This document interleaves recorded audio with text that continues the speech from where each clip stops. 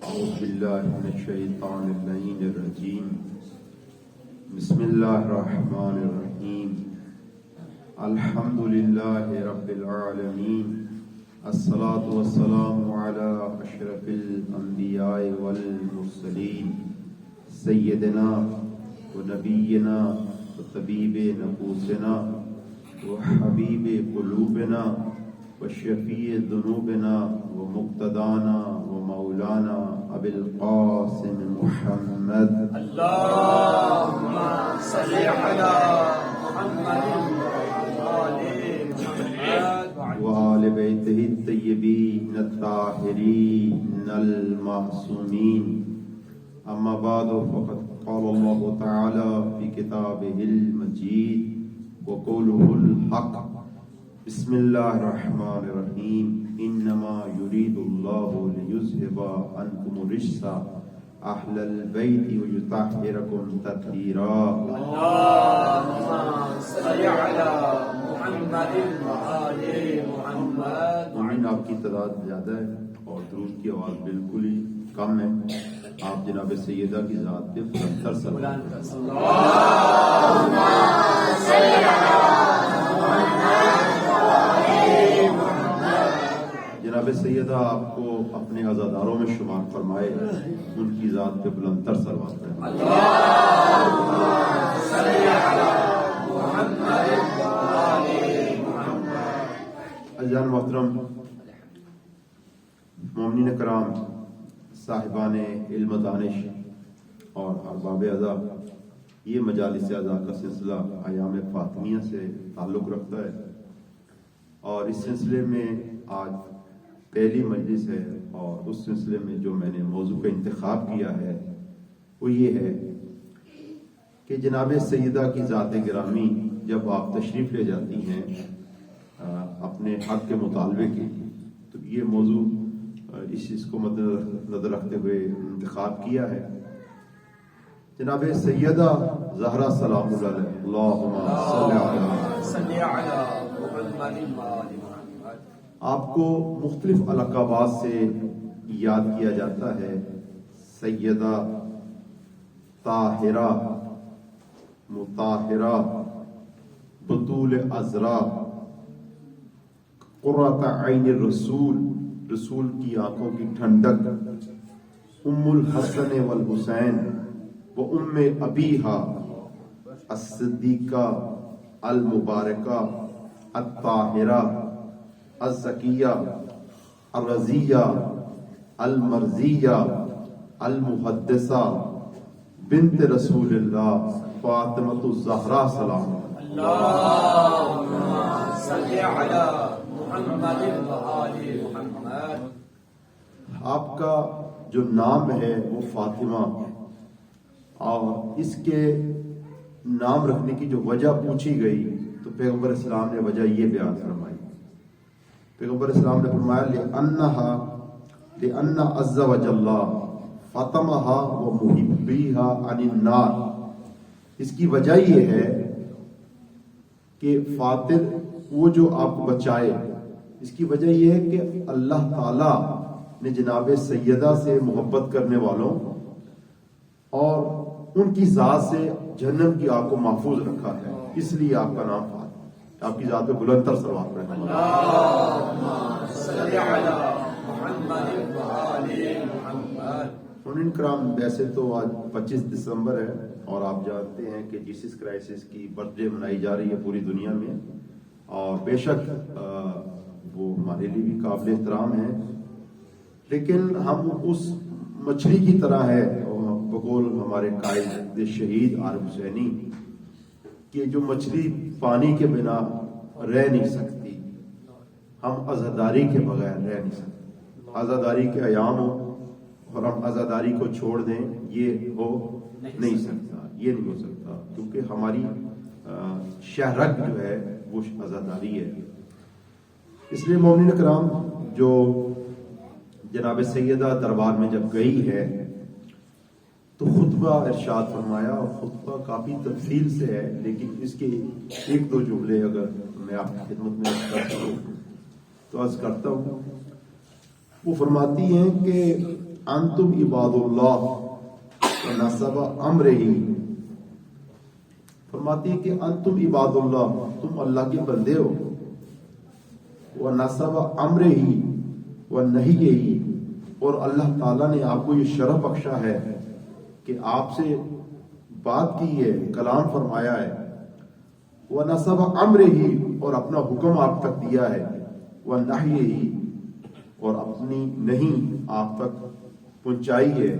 यानी सिर्फ हम उस जानवर की तरह नहीं है कि जिसने खाना है और आजाद रह जाना है, बल्कि फरमाया कि वो आप हैं कि जिसको अल्लाह ताला खिताब करता है और अपना हुक्म भी बयान फरमाता है और अपनी नहीं भी बयान फरमाता है। मोमिन कराम, अल्लाह ताला ने अपने अवामिर और अपने नवाही हम तक पहुंचाए हैं। इसके लिए अल्लाह ताला ने हमारे पास कुछ हस्तियां भी अता की हैं जो इसको हमें अमली करा सकें। उनमें से बेहतरीन जो ज़ात ग्रामी है वो पैगंबर इस्लाम की ज़ात है। अल्लाह ताला ने कुरान पाक में इस नबी दो आलम के लिए फरमाया कि वो युअल्लिमुहुमुल किताब, ये आपका मुअल्लिम है। ये जो आपको अमर और नहीं बताने के लिए जो हमने शख्सियत भेजी है वो सैयदुल अंबिया है, वो आपका मुअल्लिम है। और जब जनाब सैयदा की बात आई तो खुदावंद मुतआल ने फरमाया बिस्मिल्लाहिर्रहमानिर्रहीम, इन्ना आतैना कल कौसर, हबीब हमने आपको कौसर अता फरमाई है। मोमिन इकराम, कौसर कसरत से है, और जो चीज भी कसरत से हो जाए वो कौसर नहीं है। दरख्तों के पत्ते बहुत ज्यादा हैं लेकिन कौसर नहीं है। रेत के जर्रे बहुत ज्यादा हैं लेकिन कौसर नहीं है। आप देखिए, पानी के कतरे बहुत ज्यादा हैं लेकिन कौसर नहीं है। दरख्तों के पत्ते ज्यादा हैं लेकिन कौसर नहीं है। कौसर किसे कहते हैं? वो चीज जिसमें कसरत भी हो और बरकतें भी हो। यानी दर हकीकत में जो बरकतों का और खैर का, जो हिकमतों का मंबा हो, माखज हो, उस हस्ती को कौसर कहा जाता है। और आप अंदाजा लगाइए कि परवरदिगार दो आलम ने कुरान मजीद में इरशाद फरमाया, मैं यूतल हिकमता फकद ऊतिया खैरन कसीरा, कि जिसको हिकमत जरा बराबर भी मिल गई, जरा सी हिकमत मिल गई, उसे खैर कसीर मिल गया। जिसे जरा सी भी हिकमत मिल गई उसे खैर कसीर मिल गया। जिसे जरा सी दानाई मिल गई, जरा सा इल्म मिल गया, उसे खैर बोलिएगा कसीर मिल गया। इसको उर्दू में तर्जुमा इस मुहावरे में किया जाता है कि जहालत जो है, अगर उसका एक समुद्र ही क्यों ना हो और इल्म का एक कतरा ही हो, वो जहालत का समुद्र जो है उसकी अहमियत नहीं रह जाएगी, एक कतरा की जो वैल्यू है बढ़ जाएगी। तो अल्लाह ने फरमाया कि हबीब, जिसे कतरा भी हिकमत का मिल जाता है उसे खैरे बोलो कसीर मिल जाता है। मैं यूतल हिकमता फकद ऊतिया खैरन कसीरा, जिसे जरा सी हिकमत मिल गई उसे खैर कसीर मिल गया। और पैगंबर ग्रामी के लिए फरमाया, इन्ना आतैना कल कौसर, हबीब हमने आपको मंबे खैर अता फरमा दिया, मंबे इल्म अता फरमा दिया। जरूर पड़ेगा मोहम्मद वाले।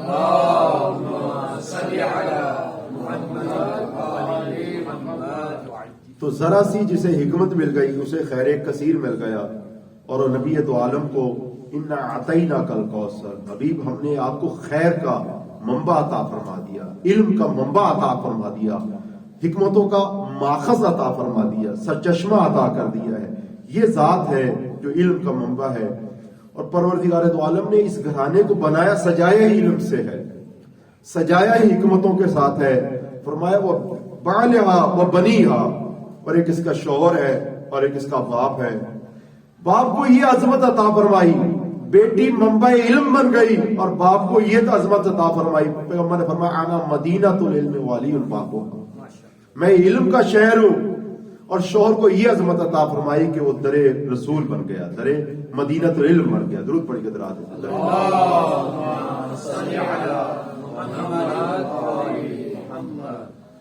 مومنین کرام، جناب سیدہ کی عظمت کے لیے ایک جملہ جو ہم پڑھتے ہیں اور دعاؤں میں اکثر، وہ یہ ہے اللہم بحق فاطمہ۔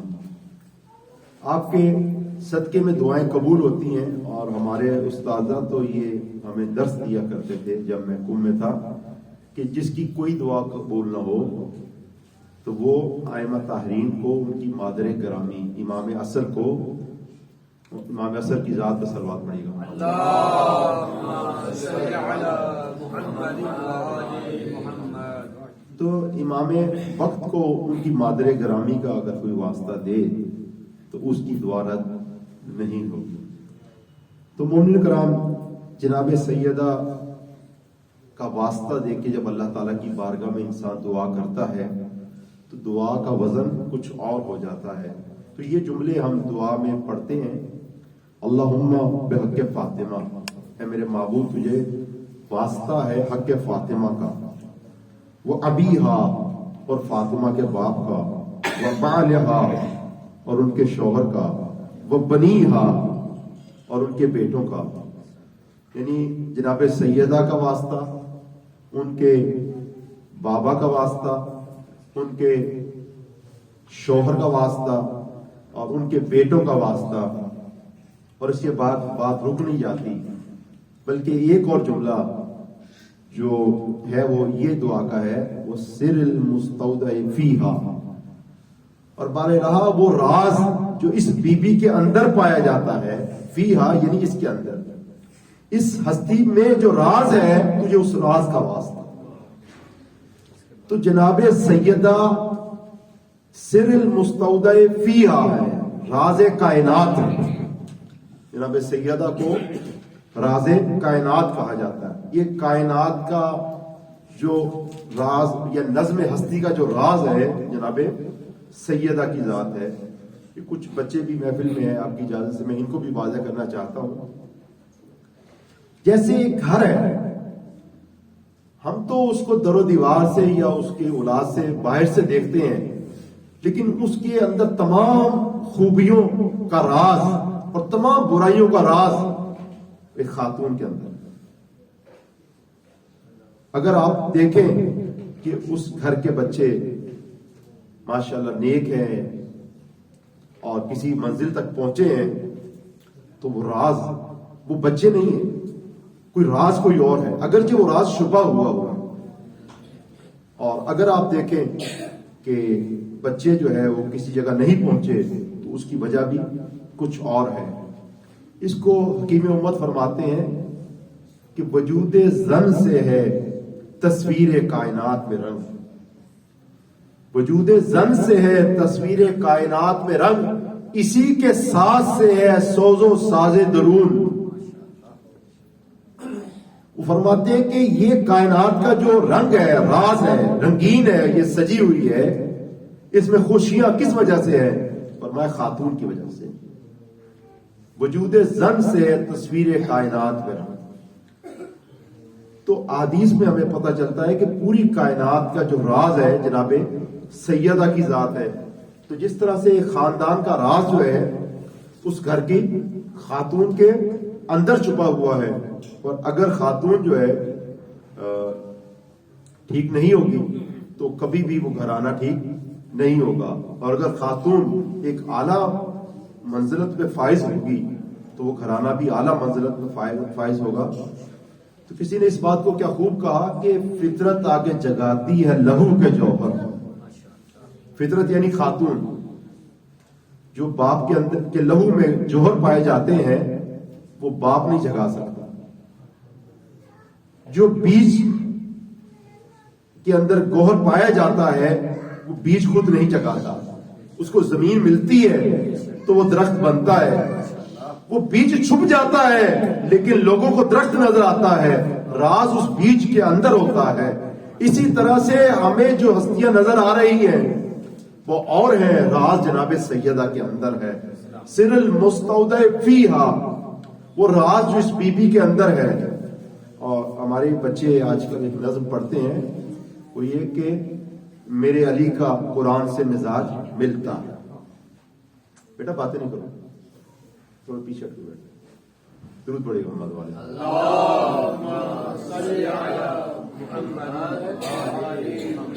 بچے قصیدہ پڑھتے ہیں میرے علی کا قرآن سے. بولو بچوں آپ کو تو آتا ہے نا. میرے علی کا قرآن سے مزاج ملتا ہے. تو اس میں یہ جملے پائے جاتے ہیں کہ صبر زہرا کو دیکھا تو پھر یقین آیا. بولو صبر زہرا کو دیکھا تو بولو پھر یقین آیا. آگے کیا ہے؟ حسن اور حسین کا ماں سے مزاج ملتا ہے. در حقیقت میں آپ اس بیج کو دیکھیں گے تو وہ جو درخت آپ کو نظر آ رہا ہے کربلا کے اندر، وہ پتہ چلے گا کہ نہیں اس درخت کا اس بیج سے مزاج ملتا ہے. وہ کربلا میں جو قربانیاں ہیں ان کا ماں سے مزاج ملتا ہے. تو ایک صاحب نے کیا خوب کہا کہ فطرت آ کے جگاتی ہے لہو کے جوہر. فطرت آ کے جگاتی ہے لہو کے جوہر، جیسی ہو ماں اسی انداز کا ہوتا ہے پسر. بیٹا ویسا ہی ہوتا ہے. فطرت آ کے جگاتی ہے لہو کے جوہر، جیسی ہو ماں اسی انداز کا ہوتا ہے پسر. خون ہندا میں یزید ازلی ہوتا ہے اور ماں فاطمہ ہو تو حسین ابن علی ہوتا ہے. نعرہ تکبیر، نعرہ رسالت، نعرہ حیدری. برائے خوشنودی سیدہ طیبہ طاہرہ جناب زہرا بلند تر صلوات. صلی علی محمد آل محمد. جیسی ہو ماں اسی انداز کا ہوتا ہے پسر. خون ہندا میں یزید ازلی ہوتا ہے اور ماں فاطمہ ہو تو حسین ابن علی ہوتا ہے. تو یہ جیسا بیج ہوگا ویسا ہی درخت ہوگا. جنگلی بیج ہوگا تو درخت بھی جنگلی ہوگا. تو سر المستودع فیہا، یہ اللہ تعالیٰ نے ہمیں حکمت کے خزانے عطا فرمائے ہیں اور ہمارے لیے ضروری ہے کہ ہم ان رازوں کو پہچانیں، کیونکہ یہ ہے. تو جناب سیدہ فرماتی ہے انتم عباد اللہ، تم اللہ کے بندے ہو. جانور اور ہیں اور خدا کے بندے اور ہیں. بندوں میں اور جانوروں میں کیا فرق ہے؟ دو ٹانگوں کا نہیں ہے. ایسا نہیں ہے. قرآن پاک جس پہ ہم سب کو یقین ہے وہ انہی دو ٹانگوں والے کو کبھی کہتا ہے اولئک کالانعام، یہ جانور ہے، اور کبھی یہ فرما دیتا ہے بل ہم اضل، یہ اس سے بدتر ہے، اور کبھی یہ کہہ دیتا ہے فَهِيَ كَالْحِجَارَةِ، یہ پتھر ہے، اور کبھی یہ فرما دیتا ہے او اشد قسوہ، یہ پتھر سے بھی بدتر ہے. کیونکہ پتھر جو ہے وہ خود قرآن پاک جواب دیتا ہے وَإِنَّ مِنَ الْحِجَارَةِ لَمَا يَتَفَجَّرُ مِنْهُ الْأَنْهَارُ. کتنے پتھر ایسے ہیں خوف خدا سے جن کے سینے پھٹ جاتے ہیں اور چشمے جاری ہو جاتے ہیں. اور یہ آیتوں پہ آیتیں سنتا ہے لیکن ٹس سے مس نہیں ہوتا. تو فرمائی کہ پتھر سے بدتر ہوا. پتھر میں بھی اگر خوف خدا آ جائے اس میں بھی پانی نکل آتا ہے. تو یہ انسان جو ٹس سے مس نہیں ہو رہا یہ تو پتھر سے بدتر ہوا. تو فرمایا انتم، جناب سیدہ نے دربار میں جا کے پہلے حقیقت بتائی کہ تم ہو کون. اسے کہتے ہیں انسان شناسی. غافل نہ ہو خودی سے کر اپنی پاسبانی. انسان کو چاہیے پہچانے وہ ہے کون. جناب سیدہ نے فرمایا انتم عباد اللہ، تم اللہ کے بندے ہو. وَنَصَبَ أَمْرِهِ وَنَهْيِهِ، تمہیں اللہ نے حکم بھی دیا ہے اور منع بھی فرمایا ہے، اور تم امر و نواہی کا مجموعہ ہو. اور اس کو قرآن پاک نے اس طرح سے بیان فرمایا ما اتاکم الرسول فخذوہ وما نہا عنکم فانتہوا. دیکھو تم آزاد نہیں ہو، یہ نبی تمہارے لیے معلم بنا کے بھیجا گیا ہے. جو تمہیں دے وہ لے لینا، جو تمہیں نہ دے اسے چھوڑ دے. تمہارے امر بھی ہے اور نہیں بھی ہے. جو یہ تمہیں امر کرے گا دے گا وہ لے لینا، جس سے روکے گا اس سے آپ نے رک جانا ہے. پھر ایک جملہ فرماتی ہے وہ حملتا دینے، آپ وہ ہیں کہ اگر انسان اپنی عظمت کو پہچانے. یہ وہی خطبہ ہے جسے خطبہ فدق اور خطبہ فاطمیہ کے نام سے پکارا جاتا ہے. فرماتی وہ حملتا دینے ہی، اے انسان تم وہ ہو اے لوگو تم وہ ہو جنہیں اللہ نے اپنا دین حمل کرایا، وہ وحی، اور اپنی وحی ان کے حوالے کی، کہ انسان کی انسانیت کا راز جناب سیدہ بیان فرماتی ہیں۔ اس وقت وجہ کیا ہے کہ آخر یہ انسان جو اشرف المخلوقات ہیں وہ کس وجہ سے ہے؟ یہاں پہ آپ توجہ کیجئے گا کہ اگر ہمارا کوئی جھگڑا ہو جائے کسی سے اور ہم وہاں پہ چلے جائیں تو سیدھی بات کریں گے بھائی یہ چیز میرے حوالے کر، تو پھر آگے تو اپنے معاملات کو جان اور ہم اپنے معاملات کو پیش۔ لیکن وہ جھگڑے اور ہیں، وہ پراپرٹی کے جھگڑے ہیں، وہ جھگڑے زمینوں کے ہیں، لیکن یہاں پہ جھگڑا اور ہے، یہاں پر بات اور ہے۔ یہاں بات یہ ہے کہ انسان اپنی اوقات بھولا ہوا، تبھی تو گئی ہے۔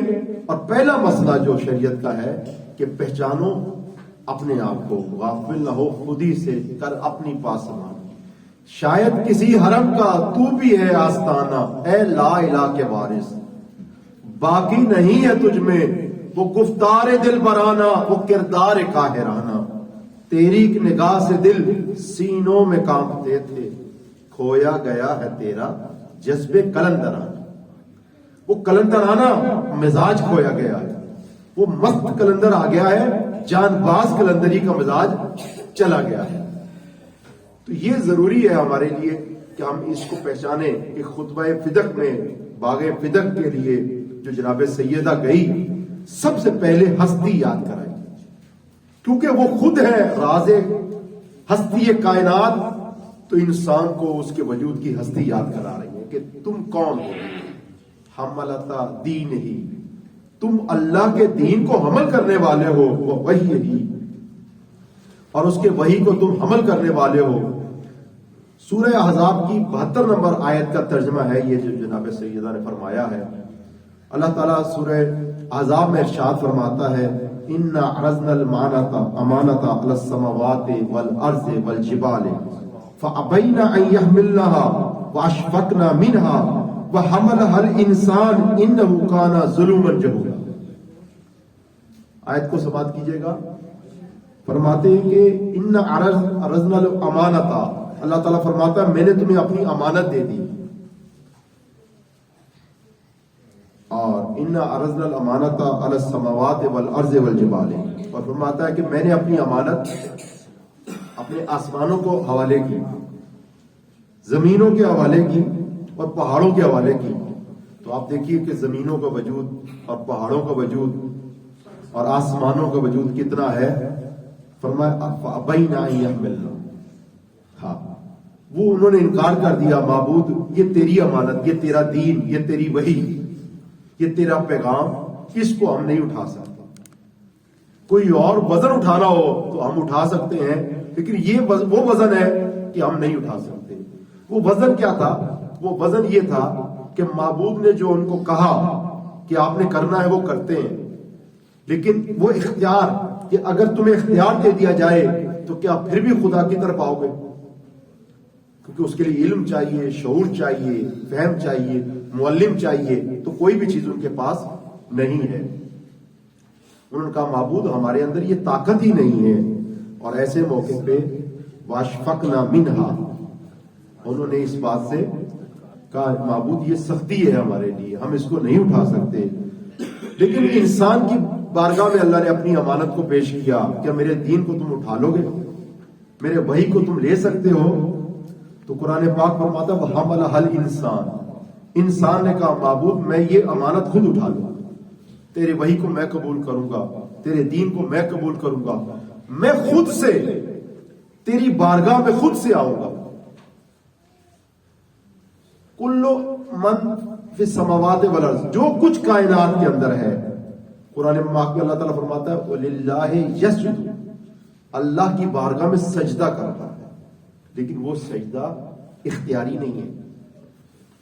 الشمس تجری لمستقر لها، سورج اپنی حد میں رہ رہا ہے لیکن اختیاری نہیں ہے، چاند اپنی حد میں ہے لیکن اختیاری نہیں ہے، لیکن انسان کو اختیار عطا فرمایا۔ وَحَمَلَهَا الْإِنسَانُ، انسان نے اللہ سے وعدہ کیا معبود مجھے اختیار ہے اور میرے پاس معلم بھی ہے، اب میں خود چل کے تیری بارگاہ تک جاؤں گا، کسی اور کو کسی اور ذریعے سے معبود چاہے تو وہ زمین میں جتنے بندے ہیں، اسے پنجابی میں کہتے ہیں بندے تو پتر بن جائے، اللہ تعالیٰ چاہے ایک ملک الموت کو بھیج دے اور وہ آ کے ایک ہی سوال کرے کہ بھائی جی مسجد جانا ہے یا میرے ساتھ چلنا ہے، تو جتنے بھی بندے ہیں وہ سب بندے دے پتر بن جائے، لیکن ایک ہی بات سے، لیکن معبود نے یہ نہیں چاہا، خدا نے یہ نہیں چاہا۔ وہ رات کو ہم سوئیں اور رات کو خواب میں ڈرا دے، جہنم دکھا دے، صبح اٹھ کے ادھر مسجد جو آج یعنی 3 نمازی ہوتے ہیں وہ 300 نمازی کی آپ مسجد ہمیں پڑھانی پڑ جائے، وہ فجر کی نماز عید کی نماز سے زیادہ چلی جائے، تو یہ کیا ہے؟ اختیار اللہ تعالیٰ نے عطا فرمایا۔ فرمایا کہ وہ حمل حال انسان نے یہ اختیار خود اٹھایا، اور ایک جملہ فرمایا انہو کانا ظلوما جہولا، اور جو اس امانت کو اٹھانے کے بعد پھر بھول جائے وہ ظالم بھی ہے اور جاہل بھی، وہ بھلکڑ ہے۔ اس لیے انسان کا جو نام ہے وہ نسیان سے، بھولنے والا، کہ یار تجھے امانت دی، تجھے اختیار دیا، تیرے پاس معلم آئے اور معلم بھی 1,24,000 آئے، اور صبح و شام تو نے اپنے آنکھوں سے کائنات کو دیکھا۔ یہ جو ہماری ایج کے اب آپ موجود ہیں اس وقت، وہ جانتے ہیں کہ ہم نے اپنے ہاتھوں سے کتنے ہی جنازے اٹھائے اور کتنے ہی لاشیں اپنی آنکھوں سے دیکھی ہیں اور کتنے ہی مردوں کو ہم نے دفنایا ہے، لیکن وہ لکڑ ایسے ہیں کہ کوئی ہمارے میں تبدیلی نہیں آتی ہے۔ تو یہی ہے، تو اگر ہم اس کو بھول جائیں جو کائنات کا راز ہے، تو فرمایا کہ پھر ظالم بھی ہو اور پھر جاہل بھی ہو۔ انسان وہی ہے، انتم عباد اللہ، جناب سیدہ فرماتی تم اللہ کے بندے ہو، وَأَمَرَ نَهْيِهِ، اللہ نے تمہیں حکم دیا ہے اور نہیں بھی کی ہے، وَحَمَلَةَ دِينِهِ، اللہ نے اپنا دین تمہارے حوالے کیا ہے، وَوَحْيِهِ، اور اپنی وحی تمہارے حوالے کی ہے، یعنی تم آزاد نہیں ہو۔ یعنی جناب سیدہ یہ بیان فرماتی ہیں کہ دیکھو تمہیں اللہ کی مشیت کے تابع رہنا ہے، خدا جو چاہے وہ تمہیں کرنا ہے، جس کا حق اللہ نے دیا ہے اس کو دینا ہے، جس بیٹی کا حق باپ سے ملے گا اس بیٹی کے حق پہ آپ نے قبضہ نہیں کرنا، کیونکہ جو اللہ کی مشیت کو نہیں مانتا، قرآن پاک کے نزدیک وہ کیا ہے؟ یتمتعون ویاکلون، وہ جو آزاد رہتا ہے، یعنی جو کہتے ہیں نا میرا جسم میری مرضی تو میری زندگی بولو میری مرضی، تو ایسے بہت سے لوگ ہیں جو یہ کہہ رہے ہیں میری زندگی ہے بھائی، میں نے اپنی مرضی سے جینا ہے، آپ نے آپ کی مرضی سے جینا ہے۔ نہ بھائیو، وہ جانور والی سوچ ہماری نہیں ہے کہ میرا کھیت ہے اور میری مرضی ہے جیسے مرضی میں چلوں، نہ ہم اللہ کا دین ہی بھائی، دین اللہ کا آیا ہے، اس کے مطابق ہمیں فالو کرنا ہے۔ اللہ کی وحی آئی ہے، ہم سب اس کے مطیع ہیں، اپنی مرضی بولو نہیں ہے۔ ہاں جن کی اپنی مرضی ہے، اللہ تعالیٰ نے فرماتا ہے یتمتعون، ان کا لائف سٹائل ہی ہے، مزے لیتے ہیں، عیاشی کرتے ہیں، یتمتعون ویاکلون، اور کھاتے ہیں، کیسے کھاتے ہیں؟ کما تاکل الانعام، جیسے جانور کھاتا ہے۔ وہ فرمایا پھر اینڈ کیا ہے؟ وہ نارو مسول لہم، ٹھکانہ پھر جہنم۔ جانور کی طرح کوئی جیے گا تو ٹھکانہ پھر جہنم ہے، اور انسان کی طرح کچھ جیے گا وہ بے شک انسانوں کے ساتھ ہی معشور ہوگا۔ کچھ یہ جو ہمیں نظر آتے ہیں نا 2 ٹانگوں والے، یہ اللہ تعالیٰ نے سب کو انسان نہیں شمار کیا، پروردگار دو عالم نے انہی کو شمار کیا ہے۔ وہ ہم اللہ دین ہی وہ وہی، یہ جنہوں نے اللہ کے دین کو اٹھایا اور وہی کو اٹھایا۔ ان عرضنا الامانۃ، امانت اللہ نے دی ہے اور اس امانت کو انہوں نے قبول کیا ہے۔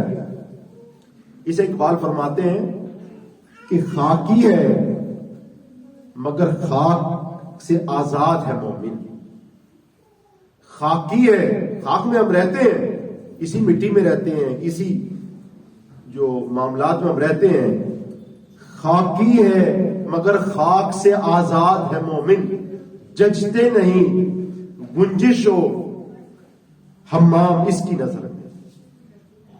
یہ جسے آپ اس گنجش اور حمام اصل میں چڑیا اور کبوتر ہے، یعنی مراد اس کی یہ ہے کہ یہ مٹن اور یہ روسٹ، یہ بریانی یہ اس کو متاثر نہیں کرتے. خاکی ہے مگر خاک سے آزاد ہے مومن. ہلکا یارہ ہو تو ابریشم کی طرح نرم، جنگ حق کو باطل ہو تو فولاد ہے مومن. مومن جو ہے وہ فولاد کی طرح ہے. درود پڑھیے محمد والے.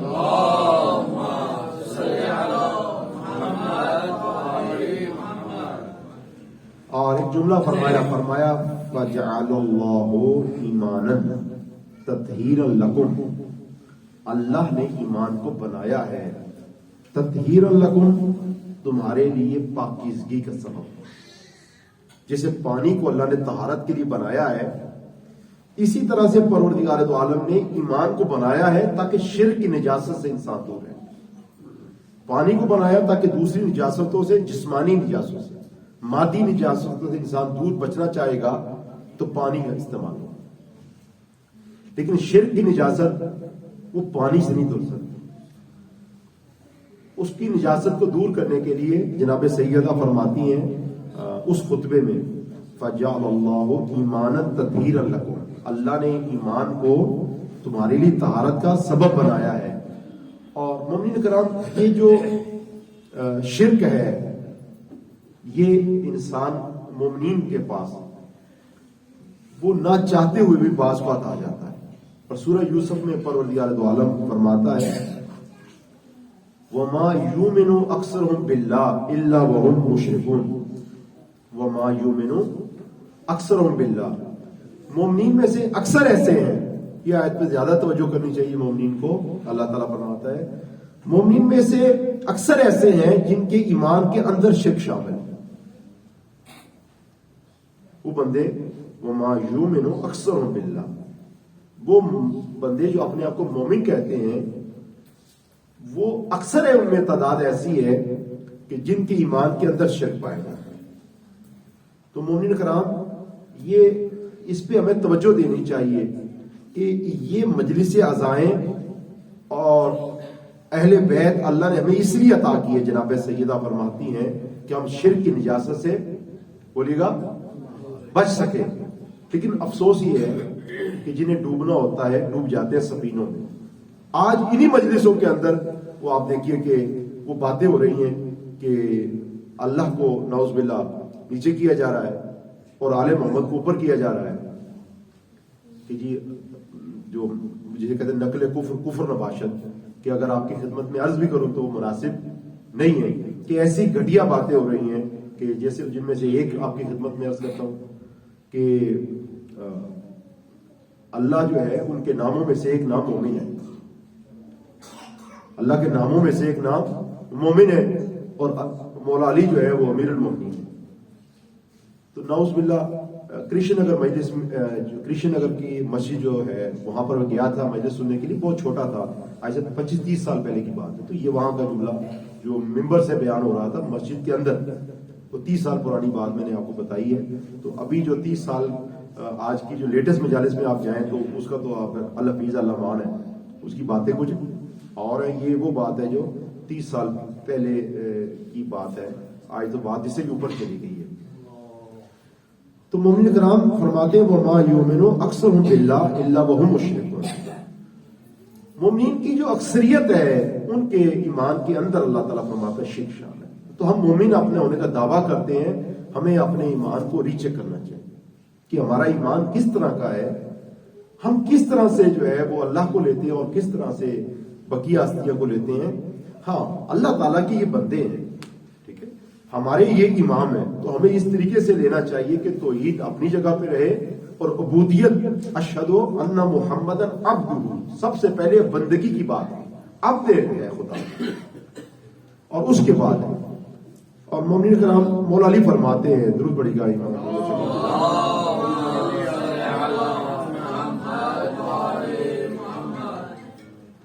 مولا علی فرماتے ہیں کہ جس طرح سے رات کے اندھیرے میں ایک پتھر کے اوپر سے چونٹی گزر جاتی ہے. آپ دیکھیے رات کے اندھیرے میں چونٹی اگر گزرے، وہ دن میں گزر جائے نہیں پتہ چلتا، تو رات کے اندھیرے میں اگر ایک کالے ماربل سے، کالی ٹائلز کے اوپر سے چونٹی گزر جائے تو کیا پتہ لگے گا. فرمایا کہ شرک بالکل اسی طرح سے مومن کے پاس سے گزر جاتا ہے. اس کے اندر چلا جاتا ہے. تو اتنا زیادہ ہمیں حساس ہونا چاہیے کہ ایسا نہ ہو کہ ہم جو ہے وہ عشق اہل بیت میں وہ جو نجات کا وسیلہ ہے، وہ کشتی جو نجات کے لیے بنائی گئی ہے، کچھ اسی میں ڈوب جائیں. یہ مناسب نہیں ہے. اللہ تعالیٰ نے بہت سے لوگوں کو یہ شمار فرمایا ہے کہ یہ لوگ کہتے ہیں اپنے آپ کو مومن، لیکن ہم مومن نہیں ہیں. سورہ گجرات میں فرمایا قالت الاعراب آمنا، عرب کے بدو یہ کہتے رہتے ہیں ہم مومن ہیں. قل لم تؤمنوا، فرمایا تم مومن نہیں ہو. ولکن قولوا اسلمنا، تم کہو کہ ہم مسلمان ہیں. کیوں؟ لما يدخل الایمان فی قلوبکم، اس لیے کہ ایمان ابھی دل میں داخل نہیں ہوا. تو مومنین کرام، اسی طرح سے سورہ بقرہ کی آیت نمبر 8 میں اللہ تعالیٰ ارشاد فرماتا ہے وما من الناس من یقول آمنا باللہ، لوگوں میں سے کچھ ایسے ہیں جو کہتے ہیں ہم ایمان لے کے آتے ہیں باللہ، اللہ پر، وبالیوم الآخر، اور آخرت پر ایمان رکھتے ہیں. اللہ پر بھی ایمان ہے اور آخرت پر ایمان ہے، یعنی پہلے اصول دین اور آخری اصول سب کے سب صحیح ہے ہمارے. اللہ تعالیٰ فرماتا ہے وما ہم بمؤمنین، یہ مومن نہیں. تو ہمارے لیے ضروری ہے کہ ہم جو ہے نا اس بات کی طرف توجہ کریں. تو جناب سیدہ فرماتی ہے فجعل اللہ ایمان تطہیرا لکم، اللہ نے ایمان کو اس لیے بنایا کہ وہ تمہارے دلوں کی طہارت کا سبب بنے. اور اس کے بعد فرماتی ہے اتقوا اللہ، اے لوگو تم اللہ کا تقوی اختیار کرو، حق کا تقاتے، اور جو تقوی اختیار کرنے کا حق ہے. اب دیکھیں یہ آیت تو جمعے میں پڑھی جاتی ہے کہ سب سے پہلے جمعہ شروع ہوتا ہے تو کہا اللہ کا تقوی اختیار کرو، میں تمہیں تقوی الہی کی وصیت کرتا ہوں. تو آپ دیکھیے وہ جہاں پر آپ اپنے باغ کے لیے جا رہی ہیں تو بات کچھ اور کر رہے ہیں. بات یہ نہیں کریں گے یہ پلاٹ ہمارا پہلے والے کو ہمارے بعد میں تم جو جانو ہمیں اپنا کام کرنا نہیں. فرمایا اتقوا اللہ، اللہ کا تقوی اختیار کرو. ولا تموتن، اور اللہ تعالیٰ فرماتا ہے قرآن پاک کی آیت کو نقل فرماتی ہے ولا تموتن الا وانتم مسلمون، دیکھو تمہیں موت نہیں آئے حالت اسلام. مومنین کرام، یہ جو ایام آخر ہے نا، موت کے ایام، یہ سب کو آنے ہیں. اور ایک دن سب وہ وقت آئے گا سب کے اوپر، بھلے دیر سے یا جلدی سب پہ آئے گا کہ وہ جو مومن کی کامیابی ہے نا وہ سب سے آخر ہے.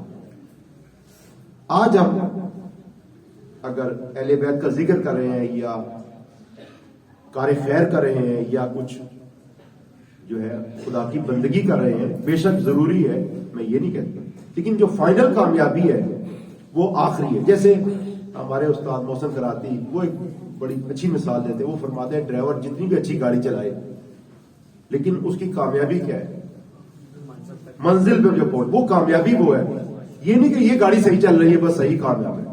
تو یہ جو ابھی ہمارے معاملہ اگر صحیح بھی چل رہے ہیں نا، آخری پہ ہے. اگر درمیان میں اس نے ایکسیڈنٹ کر دیا تو بھائیو وہ سارے جو چلایا سفر طے کیا ستیاناش ہو گیا.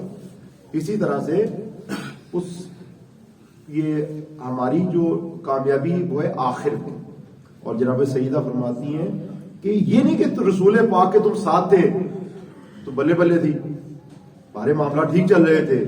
فرمایا نہیں ولا تموتن الا وانتم مسلمون، انسان کا انجام صحیح ہونا چاہیے. یہ انجام اگر صحیح ہے تو وہ ٹھیک ہے، اور اگر انجام صحیح نہیں ہے تو بھائی وہ کوئی بھی ہو کہیں بھی ہو وہ بات بنتی نہیں. گاڑی کتنی بھی نہیں ہو وہ کتنی بھی قیمتی کیوں نہ ہو، جو منزل پہ پہنچا نہ پائے اس کی ویلیو بولو کیا ہے. اور اس کے بعد فرماتی ہیں اطیعوا اللہ امرکم ونہیکم، دیکھو اللہ کے امر کی اطاعت کرو اور اس کے نہیں کی اطاعت کرو.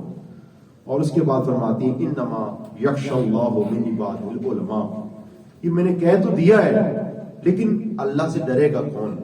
یخشی اللہ، خوف خدا جناب سیدہ فرماتی ہیں کس دل میں آئے گا؟ انما یخشی اللہ من عبادہ العلماء، اگر کسی کے دل میں علم آئے گا تو خوف خدا وہیں پہ آئے گا. بغیر علم کے بھائی جہالت کے وہ بندہ جو مرضی کر لے، خوف خدا نہیں آ سکتا. جتنا شعور جس میں آئے گا، جتنی معرفت جس میں آئے گی، جتنا علم جس میں آئے گا، جناب سیدہ فرماتی ہے بقیہ پھر بین بجا رہا ہے. جس کے پاس علم نہیں ہے نا، اس جاہل کے سامنے آپ جتنی بھی قرآن کی آیتیں پڑھ دو وہ ایسا ہی ہے جیسے بھینس کے آگے بین بجاؤ، وہ کوئی فائدہ نہیں۔ تو شعور ضروری ہے، علم ضروری ہے، اور اس کے بعد اپنے درد کو بیان فرمانا، اپنا درد بیان فرماتی ہیں۔ وہ درد کیا ہے؟ فرماتی ہیں اے لوگو افمن یہدی الی الحق، قرآن پاک کی آیتوں کا سہارا جناب سیدہ نے لیا، اور یہ آیت بھی خود جناب سیدہ نے پڑھی ہے اسی دربار میں، اور اس کا سہارا لے کے اپنے مطلب کو بیان فرمایا قرآنی آیات کے سائے میں۔ فرمایا افمن یہدی الی الحق، حق کو یتبع۔ دیکھو مجھے ایک سوال کا جواب دو، تمہارے پاس دو طرح کے انسان ہیں، قرآن پاک کہتا ہے کہ دو طرح کے انسان ہیں، ایک وہ ہے جو ہدایت یافتہ ہے، اور ایک وہ ہے جو محتاج ہدایت ہے۔ ایک وہ ہے جس کے پاس علم ہے، ایک وہ ہے بولے گا جو جاہل ہے۔ تو جناب سیدہ پوچھتی ہیں افمن یہدی الی الحق، حق و یتبع، جو حق کے اوپر ہے آیا اس کو فالو کرنا چاہیے، ام من لا یہدی الا یہدی، یا جو محتاج ہدایت ہے، جس بیچارے کو پتہ ہی نہیں ہے، جسے پنجابی میں کہتے گواچی گاں طرح پھرتا پھر، وہ گم شدہ گائے کی طرح جو پھر رہا ہے، اس کے پیچھے چلنا ہے، جو لال بتی کے پیچھے لگا ہوا ہے۔ ٹرک کی بتی کے پیچھے بعض وقت لگ جاتے ہیں۔ ہمارے ایک عزیز ہیں، وہ اسلام آباد چلے گئے، اور واپسی میں جو ہے آپ کو پتا دھند کا جو مسئلہ چل رہا ہے وہ ہو گیا، انہیں کچھ نظر نہیں آیا، تو وہ خود اپنی کہانی اپنی زبانی بتاتے ہیں کہ رہے ہم نے کہا کیا کریں، تو ایک لال لائٹ نظر آئی نا، تو وہ کہہ رہا کہ ہم نے کہا یہ منزل تک جا رہی ہے، آگے آگے چل رہی ہے، تو ہم بھی اس کے پیچھے پیچھے جائیں گے، ہم بھی لاہور پہنچ جائیں گے۔ تو اس کو فالو کرنا شروع کر دیا، جی ٹی روڈ پہ فالو کرنے لگے، کہنے لگے ہمیں پتہ تب چلا جب جا کے سیکورٹی گارڈ نے میں روکا، بھائی یہ داڑھی کوٹی کتوں آئی، کدھر آ گئے تھی؟ تو کسی اور کے گھر میں ہمیں ڈرون لگے، تو پتہ تب چلا۔ تو یہ جو لال بتی کے پیچھے لگ جاتے ہیں گم شدہ گائے کی طرح، وہ منزل تک کبھی بھی نہیں پہنچتے۔ تو جناب سیدہ فرماتی ہیں بتاؤ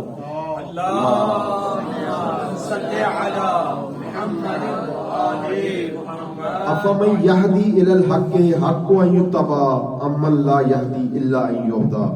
فرمایا ما لکم کیف تحکمون، بتاؤ تو صحیح تمہارا فیصلہ کیسا ہوا ہے؟ تم نے بھی تو فیصلہ کیا نا، یہ تو میں نے پوچھا ہے، لیکن تم اپنی زندگیوں میں تو بھی دیکھو کہ فیصلہ کیا کیا ہے۔ ایک جاہل تھا جسے کچھ بھی پتا نہیں ہے، اور ایک عالم ہے، کس کے پیچھے ہو؟ وہ یہ سوال جناب سیدہ نے صرف ان سے نہیں کیا، قرآن پاک نے ان زمانے کے لوگوں کے لیے نہیں کیا، آج ہمارے لیے بھی ہے کہ دیکھو دو طرح کے انسان تمہارے پاس ہیں، ایک فقیہ ہے، ایک نائب امام ہے، اور ایک وہ جسے ککھ پتا نہیں ہے۔ تو کس کے پیچھے چل رہے ہو؟ دمال کس کی لگ رہی ہے؟ فیس بک تمہارے کس سے بھرے ہوئے ہیں؟ اور میسج واٹس ایپ پہ کس کے چل رہے ہیں؟ وہ گیت کس کے چل رہے ہیں؟ باتیں کس کی ہو رہی ہیں؟ حالات زندگی کا کس کا پتہ ہے؟ وہ جاہل ہے، اس کا پتہ ہے۔ مومنین کرام ان جاہلوں کے پیچھے ہم لگے ہیں، بات یہاں پہ ختم ہو جاتی ہے، جس کی وجہ سے جو ہے وہ آج ہماری یہ صورتحال ہے کہ ہم مشکل کشا کے ماننے والے ہیں، لیکن معاملات یہاں پر ہیں کہ جو ہے وہ آپ دیکھیے کہ سب سے زیادہ مشکلات کا ہم شکار ہیں، اور اس وقت ملک عزیز کی جو صورتحال ہے وہ اسی وجہ سے ہی ہے کہ لال بتی کے پیچھے لگے ہیں۔ کوئی وہ نہیں ہے کہ جیسے قرآن نے فرمایا کسی ہدایت یافتہ کے پیچھے چلے۔ تو ہمارے لیے ضروری ہے کہ ہم اپنے آپ کو پہچانیں۔ یہ سیاست کی گلی جو ہے وہ استاد محترم قبلہ سید جوان نقوی صاحب فرماتے ہیں کہ بالکل ویسے ہی ہے جیسے لاہور میں کچھ گندی گلیاں ہیں ان کی طرف، جہاں مومن دور سے بھی جانا پسند نہیں فرماتا، لیکن یہ وہ سیاست کی گلی جس نے پاکستان کو اتنا گرا دیا، اور اس میں جو ہے نا وہ نہ بھی کچھ حصہ ملے لیکن وہ اس میں شامل ہونا چاہتا ہے۔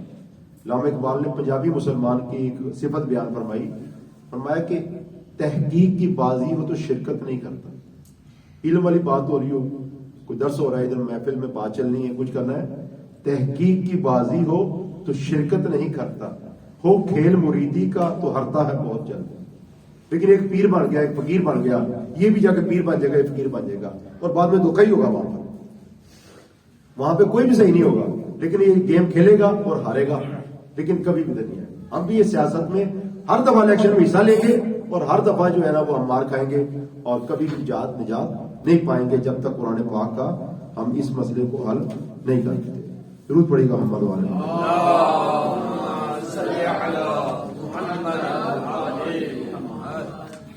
کرام جو ہے وہ چاہتا تھا آپ کی خدمت میں کچھ اور بھی بیان کرتا, فضائل بھی عرض کرتا, لیکن جو ہے وہ وقت کے دامن میں اتنی گنجائش نہیں ہے, اس لیے جو ہے وہ میں یہیں پہ کچھ جملے عرض کرنا چاہتا ہوں. جناب مصائب کے چند جملے, اور ان کو میں اس طرح سے, ایک شاعر نے کیا ہی خوب بیان کیا ہے کہ حق تو یہ ہے کہ حق زہرا بلایا نہ جائے. جگہ جگہ پہ مجلس اعضا ہونی چاہیے, جگہ جگہ پہ, اور ایک نہیں, گھر گھر میں ایام سیدہ, ذکر سیدہ ہر جگہ پہ ہونا چاہیے.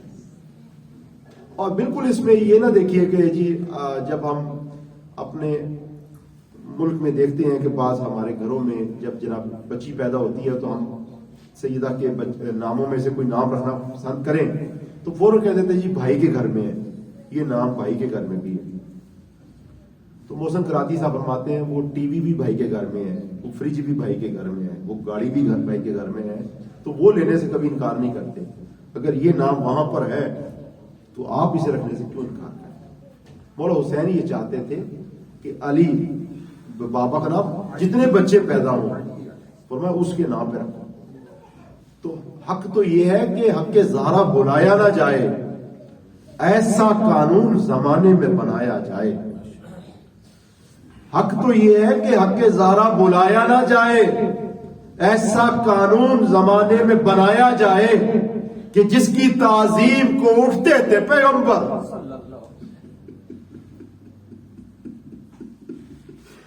کہ جس کی تعظیم کو اٹھتے تھے پیغمبر, اس کا کردار نصابوں میں پڑھایا جائے.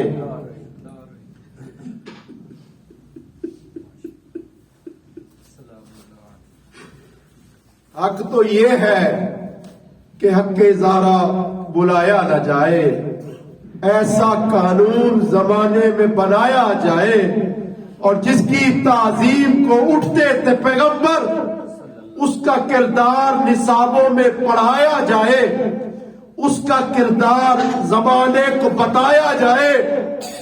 کیا یہی درس دیا تھا تم کو محمد نے, کیا یہی درس دیا تھا تم کو محمد نے کہ میرے بعد میری بیٹی کو ستایا جائے.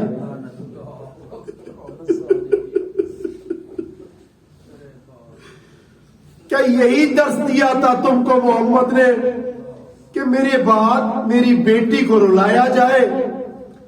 کیا یہی درس دیا تھا تم کو محمد نے, اور بابیدہ معافی مانگ کے عرض کرنا چاہتا ہوں کہ یہی درس دیا تھا تم کو محمد نے کہ میرے بعد میری بیٹی کو جھٹلایا جائے. ارباب ادا, یہ جناب سیدہ کو جب جھٹلایا گیا نا, تو ایک جملہ عرض کروں کہ جناب سیدہ جب گھر کے اندر آئی ہے, مولا کائنات نے دیکھا تو جناب سیدہ آواز نکال نکال کے رو رہی ہیں. ایک مرتبہ کبھی بیٹھتی ہیں, گرتی ہیں, اور کبھی اٹھ جاتی ہیں. علی نے پوچھا بی بی سیدہ کیا آپ کو حق نہیں ملا, کیا اس وجہ سے آپ گریہ فرما رہی ہے؟ فرمانے لگی اگر علی حق نہ ملتا تو کوئی بات نہ تھی, علی انہوں نے مجھے جھٹلایا ہے. کیا یہی درس دیا تھا محمد نے تم کو کہ میرے بعد میری بیٹی کو جھٹلایا جائے؟ اور اب ارباب عرض کرنا چاہتا ہوں, کیا یہی درس دیا تھا تم کو محمد نے کہ میرے بعد میری بیٹی کے در کو گرایا جائے؟ کیا یہی درس دیا تھا کہ میرے بعد میری بیٹی کے پہلو کو زخمی کیا جائے؟ کیا یہی درس دیا تھا کہ میرے بعد, اور بابیدہ اجازت ہو تو عرض کروں کہ میرے بعد میری بیٹیوں کو ننگے سر دیار در دیار پھرایا جائے؟ سید سجاد جو ہے وہ خون کے آنسو روتے تھے. کسی نے کہہ دیا فرزند رسول کربلا کے واقعے کو اتنا عرصہ بیت گیا، آپ کے آنسو ختم نہیں ہوتے۔ سنو گے ارباب اعلیٰ، ایک جملہ فرمایا، یہ جو کہ میری بیٹی کو دیار در دیار پھرایا جائے، اس نے تسلی دی کا فرزند رسول آپ کے خاندان کی میراث شہادت ہے، اور اگر کچھ شہید ہو بھی گئے تو کیا ہے؟ آپ نے ایک جملہ فرمایا، کہا ہمارے خاندان کی میراث شہادت ہے، لیکن مجھے یہ تو بتا کیا پھوپھیوں کے ننگے سر دیار در دیار پھرایا جانا یہ بھی میراث شہادت ہے؟ کیا چھوٹی بیٹی سکینہ کے تماچے کھانا کا یہ بھی میراث شہادت ہے؟ کیا منادی کا ندا دینا، تماشا دیکھنے والوں تماشا دیکھو اولاد رسول کا، کیا یہ بھی میراث شہادت ہے؟ یہی درس دیا تھا تم کو محمد نے کہ میرے بعد میری بیٹی کو جھٹلایا جائے، اور کیا یہی درس دیا تھا کہ میرے بعد زین العابدین کو، اور باب ادا اجازت تو درس کرنا چاہتا ہوں کہ میرے بعد زین العابدین کو قیدی بنا کے، گلے میں توپ بنا کے، ہاتھوں میں رسن باندھ کے کربلا سے کوفے اور شام کے درباروں تک لے جایا جائے۔ ارباب اعلیٰ، انسان اپنے پہ ہر طرح کے ظلم کو برداشت کر سکتا ہے، لیکن جب بے عزتی کو برداشت نہیں کر سکتا۔ ایک جملے جب گئے نا وہاں پہنچے تو ایک جملہ فرمایا سید سجاد نے، فرمایا آئی کاش میری ماں مجھے جنم نہ دیتی۔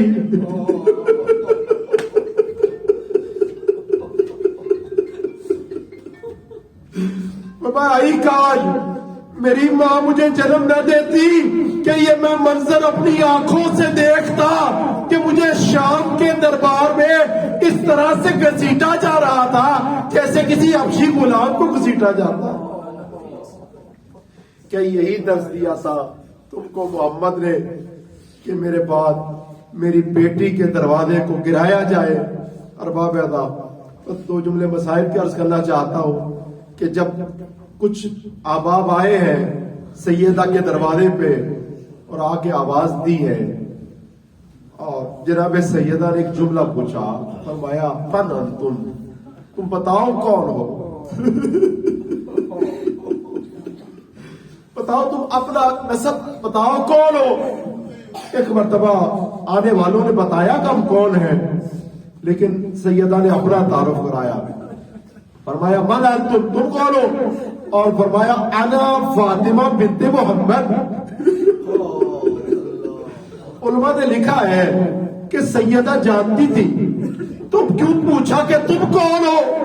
کہ یہ وہی سوال ہے جو بنت زہرا نے یزید کے دربار میں کیا تھا۔ ارباب اعلیٰ، جب یہ قافلہ قیدی بن کے یزید کے دربار میں گیا نا تو ایک سر تھا جو اس لعین کے سامنے رکھا ہوا تھا اور ہاتھوں میں چھڑی تھی، میں معافی مانگ کے عرض کرنا چاہتا ہوں، اس چھڑی سے یہ دندان مبارک پہ مار رہا تھا۔ وہیں پہ ایک بوڑھا صحابی تھا، ایک مرتبہ کھڑا ہوا کہ یزید رک جا، یزید رک جا۔ کہ کیا ہوا؟ کہ میں نے خود رسول کو اپنی آنکھوں سے دیکھا، وہ ان لبوں پہ بوسے دیا کرتے۔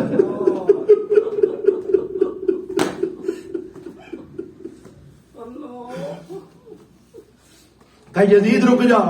ارباب اعلیٰ، ایک قیدی بن کے قافلہ آیا، ایک رسن ہے، ایک رسی پہ 18 گلے ہے، یہ آیا۔ میں بس جو عرض کرنا چاہتا ہوں زیادہ نہیں، ارباب اعلیٰ، جب قافلہ آیا ہے یزید لعین جو نشے میں مست ہے، اور ایک مرتبہ وہ جو آپ سنتے ہیں کہ سید سجاد خون کے آنسو بہاتے رہے، کیا وجہ تھی؟ وجہ یہ ہے، ایک مرتبہ اس لعین نے پوچھا کہ میں نے سنا ہے کہ حسین کی بھی ایک بہن تھی، مجھے یہ بتاؤ کیا وہ ماری گئی ہے یا قیدی بن کے اس دربار میں آ گئی ہے؟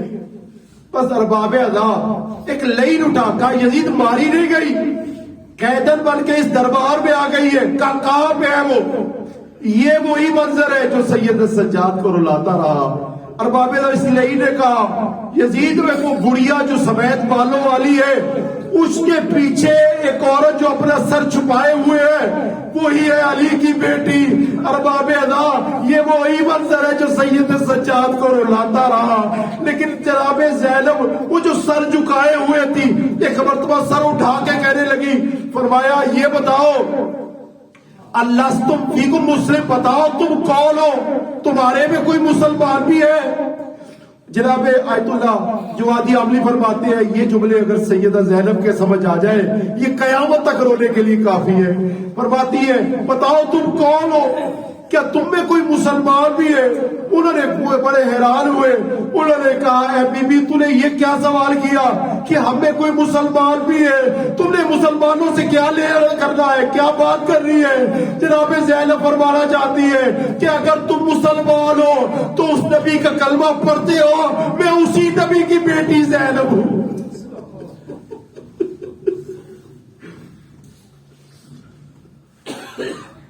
फरमाया मन तुम, जनाबे सैयदा फातिमा ने पूछा मन तुम, बताओ तुम कौन हो? और उन्होंने बताया और एक मरतबा फरमाया आना फातिमा बिन्ते मोहम्मद, मैं तुम्हारे नबी की बेटी फातिमा हूं।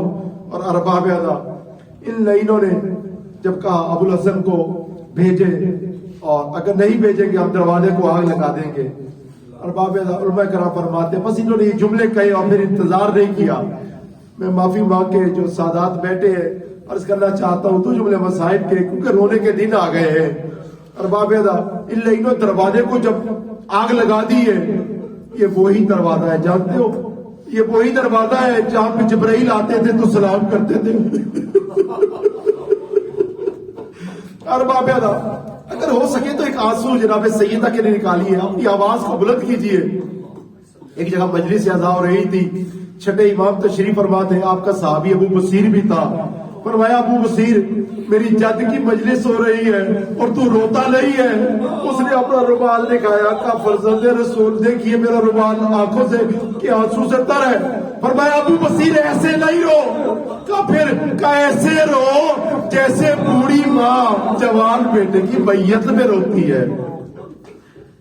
अरबाब अदा दरवाजे पे जब आग लग गई इन लाइनों ने इंतजार नहीं किया, एक लाइन आगे बढ़ा, दरवाजे को धक्का दिया है।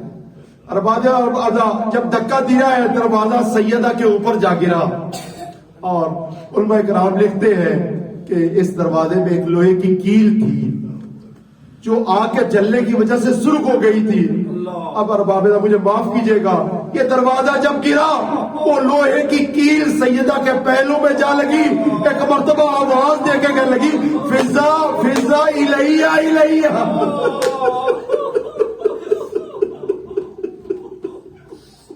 ये मोमिन तो जानते हैं ये वही जुमले हैं जब जनाबे सकीना शामे गरीबा में बाबा की तलाश में निकली तो कहा बाबा कहाँ पे हो, अगर हो तो मुझे आवाज दो। लाशों से टकराती सकीना, कभी गिरती कभी खड़ी हो जाती। एक मर्तबा एक लाशे से आवाज आई सकीना इलैया इलैया।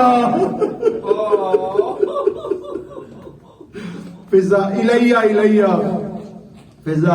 बस आखिरी जुमला अरबाब अर्ज करना चाहता हूँ, फिजा इलैया इलैया, फिजा मेरे पास आओ। फिजा जनाब फिजा पास आई है और अरबाब पास आई है तो एक जुमला फरमाया कि फिजा मेरे पहलू में जो अमानत थी वो शहीद हो गई है। और फिजा इस बात का अली को पता ना चले, कहा क्यों बीबी अली को क्यों पता ना चले? सुनोगे अरबाब का इसका सबब ये है कि अली की एक ही तो नासरा थी।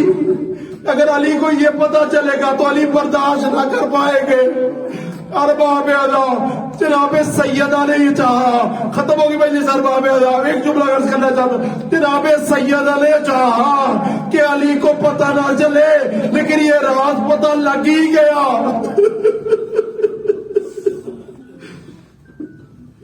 ये रात पता लग ही गया। कब पता चला? अरबाब जब मौलाए कायनात सैयदा को गुस्ल दे रहे थे तो रात के अंधेरे में एक मतलब गुस्ल देते देते अली का हाथ सैयदा की टूटी हुई पसलियों पे जा लगा। अली बर्दाश्त नहीं कर सके, एक मरतबा अली की चीख निकल गई। आखिरी जुमला अरबाब अली की चीख निकल गई। अली ने रोना शुरू कर दिया। जब गुस्ल दे के आए लोगों ने पूछा या अली क्या सबब हुआ कि गुस्ल देते देते आपकी चीख निकल गई? या अली अरब के बहादुर जोजा की वफात पे ऐसे तो नहीं रोते। एक मरतबा अली ने कहा हाय गजब हो गया, गुस्ल देते देते मेरा हाथ सैयदा की टूटी हुई पसलियों पे जा लगा। मैं बर्दाश्त नहीं कर सका।